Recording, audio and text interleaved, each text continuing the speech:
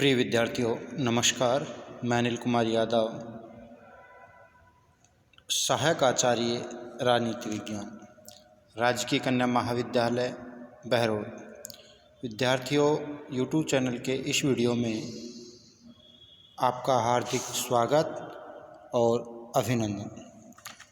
विद्यार्थियों, जैसा कि पिछले वीडियो में हमने आपको ब्रिटिश मंत्रिमंडल और मंत्रिपरिषद के अंतर पर चर्चा की थी, इसी कड़ी में आज हम इस वीडियो में मंत्रिमंडल की महत्ता या बढ़ते हुए महत्व के कारणों पर चर्चा करेंगे। विद्यार्थियों, वर्तमान समय में मंत्रिमंडल और लोक सदन के पारस्परिक जो संबंध हैं वो सैद्धांतिक स्थिति के बिल्कुल प्रतिकूल है। सैद्धांतिक दृष्टि से तो मंत्रिमंडल पर लोक सदन का नियंत्रण रहता है, परंतु वास्तविक वस्तुस्थिति यह है कि लोक सदन मंत्रिमंडल को नियंत्रित नहीं करता, वह स्वयं मंत्रिमंडल के द्वारा नियंत्रित होता है। तो इस प्रकार विद्यार्थियों, मंत्रिमंडल लोक सदन या अन्य किसी संस्था की तुलना में बहुत अधिक शक्तिशाली हो गया है। वर्तमान समय में व्यवहारिक प्रशासन में मंत्रिमंडल को इतनी अधिक महत्ता प्राप्त हो जाने के कारण विभिन्न रहे हैं, जिन पर हम आज चर्चा करेंगे। तो सबसे पहली बात करें जो मंत्रिमंडल के महत्व को बढ़ाने वाले जो कारणों में, वो है द्विदलीय पद्धति। द्विदलीय पद्धति ब्रिटिश राजनीति की विशेषता है। वर्तमान समय में भी ब्रिटिश राजनीति में प्रमुखतः दो ही राजनीतिक दल हैं जो हैं, वो हैं अनुदार दल और मजदूर दल। इसके अतिरिक्त उदार दल, सोशल डेमोक्रेटिक दल, साम्यवादी दल हैं, लेकिन उन्हें सत्ता प्राप्त होने के अवसर बहुत ही कम हैं। सत्ता केवल इन दो दलों के बीच, अनुदार दल और मजदूर दलों के बीच ही घूमती रहती है बारी बारी। इस दृष्टि से अन्य छोटे दलों का कोई विशेष महत्व ब्रिटिश राजनीति में नहीं रह जाता।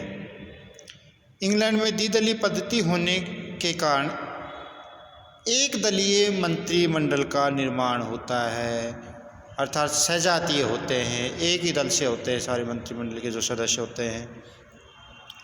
जिस राजनीतिक दल का मंत्रिमंडल होता है उसे लोक सदन में स्पष्ट बहुमत भी प्राप्त रहता है। तो विद्यार्थियों, यहाँ देखा हमने कि ब्रिटेन के अंतर्गत मंत्रिमंडल का जो निर्माण होता है वो एक दलीय होता है, अर्थात उस मंत्रिमंडल जो सदस्य हैं वो सजातीय होते हैं, एक ही दल से होते हैं, और उनको लोक सदन में स्पष्ट बहुमत भी प्राप्त रहता है। और अपने बहुमत के बल पर मंत्रिमंडल के द्वारा प्रशासन और कानून निर्माण के क्षेत्र में साहसपूर्वक कार्य किया जा सकता है, उनको बहुमत की चिंता नहीं सताती। तो इस प्रकार विद्यार्थियों, द्विदलीय पद्धति की जो प्रणाली ब्रिटेन में है वो ब्रिटिश मंत्रिमंडल के महत्व को बढ़ाती है। अगले कारण पर चर्चा करें विद्यार्थी यहाँ पर, तो वो है कठोर दलीय अनुशासन। विद्यार्थियों, मंत्रिमंडल को शक्तिशाली बनाने में सर्वाधिक महत्वपूर्ण योगदान है वो राजनीतिक दलों के निरंतर यानी कि लगातार बढ़ते हुए कठोर दलीय अनुशासन को है। दलों में कठोर जो अनुशासन पाया जाता है दलीय, वो है। आजकल दल का अनुशासन इतना कठोर हो गया है विद्यार्थियों कि प्रत्येक सदस्य को दल के आदेशों का पालन करना ही होता है। अपने दल के आदेशों की पालना विद्यार्थियों करनी ही होती है। यदि वह ऐसा नहीं करे तो उसे दल से बहिष्कृत किया जा सकता है, दल से निकाला जा सकता है, और जिसका सामान्य तात्पर्य होता है कि उस व्यक्ति के राजनीतिक जीवन का अंत, यदि वो दल के अनुशासन में नहीं चलता है। तो लोक सदन में प्रत्येक दल का सचेतक होता है जो व्हिप जारी करता है, जो किसी विधेयक पर मतदान के समय अपने दल के सदस्यों को निर्देश देता है कि इस पर पक्ष में मत करना है या विपक्ष में। उन्हें संबंधित विधेयक का समर्थन करना है या विरोध। बहुमत दल का सचेतक, जो सदन में बहुमत दल होता है उसका जो सचेतक होता है वो प्रधानमंत्री के निर्देशन में कार्य करता है और सदस्यों के लिए सचेतक के निर्देशों का पालन करना आवश्यक हो जाता है। तो इस प्रकार कठोर दलीय जो अनुशासन है वो आज के समय में ब्रिटेन के अंदर मंत्रिमंडल के महत्व को बढ़ा देता है। अगले कारण पर चर्चा करें विद्यार्थियों, वो है विभिन्न समयों पर की गई सुधार कानूनों का। तो विभिन्न सुधार कानून के माध्यम से किस तरीके से ब्रिटिश मंत्रिमंडल का महत्व बढ़ गया। चूँकि विद्यार्थी 1832 के प्रथम सुधार कानून के पूर्व, पहला सुधार कानून जो था 1832 में आया था, पूर्व तक सदस्यों को अपने राजनीतिक दल के प्रति सामान्य तौर पर थी, पर उसके बाद परिवर्तनशील हो गई। और इसका कारण यह था कि चुनाव व्यक्तिगत आधार पर जीते जाते थे, मतदाताओं की संख्या कम होती थी, इसलिए निर्वाचकों को मतदाताओं से स्वयं संपर्क स्थापित करना सरल हो जाता था। लेकिन विद्यार्थियों 1832 और उसके बाद 1867, 1884 के सुधार कानूनों से स्थिति एकदम परिवर्तित हो गई। मतदाताओं की संख्या बढ़ जाने के कारण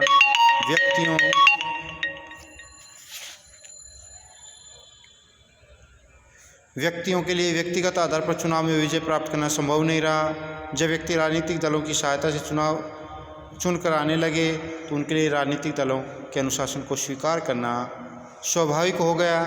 इस प्रकार सुधार कानूनों ने सुसंगठित राजनीतिक दलों और दलीय अनुशासन को जन्म दिया। तो विद्यार्थियों, इस तरीके से विभिन्न सुधार कानूनों के कारण वहाँ के मंत्रिमंडल की महत्ता बढ़ती चली गई। अगले कारण पर चर्चा करें विद्यार्थियों, वो है लोक सदन पर बढ़ता कार्यभार।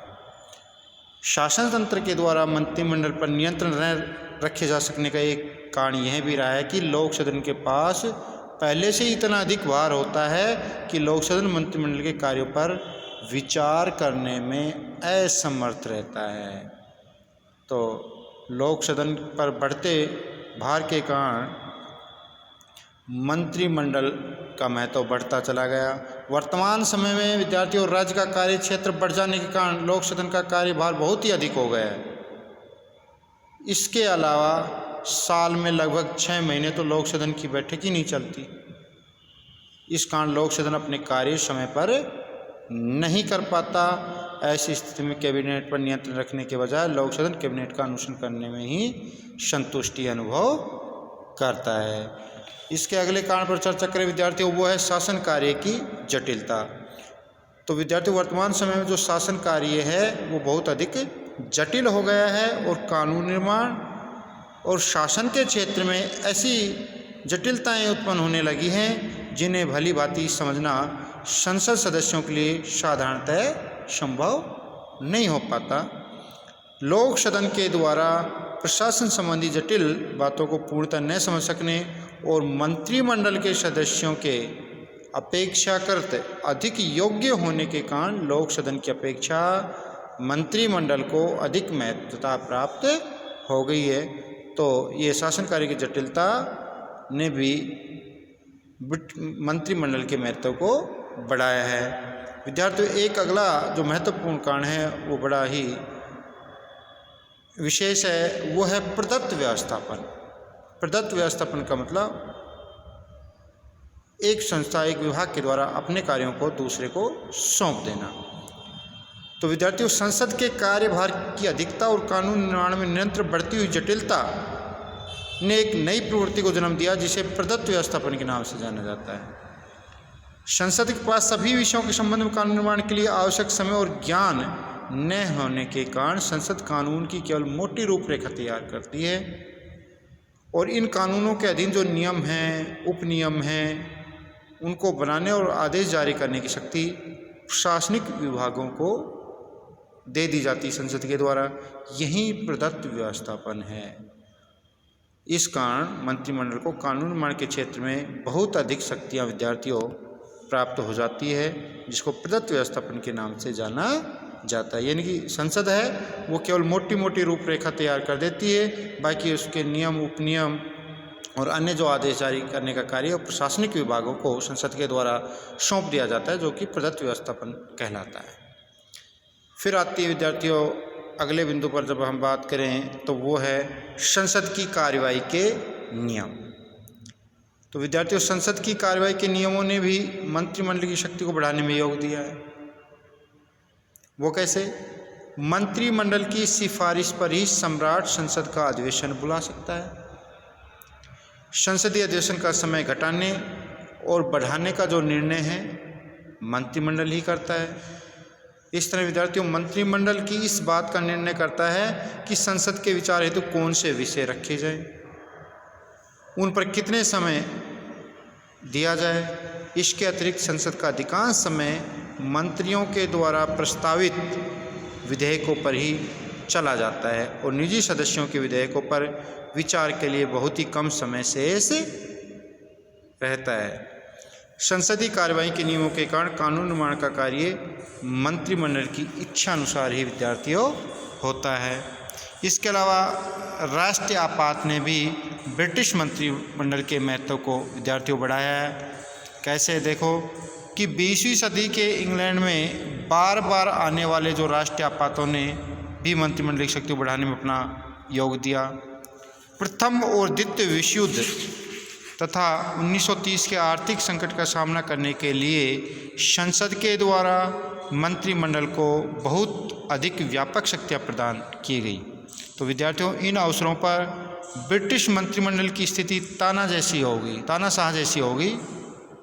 राष्ट्रीय आपात की समाप्ति पर भी मंत्रिमंडल के हाथों में इन विशेष शक्तियों में से कुछ बनी रही। इसके अलावा विद्यार्थियों राष्ट्रीय वित्त पर मंत्रिमंडल का नियंत्रण होता है।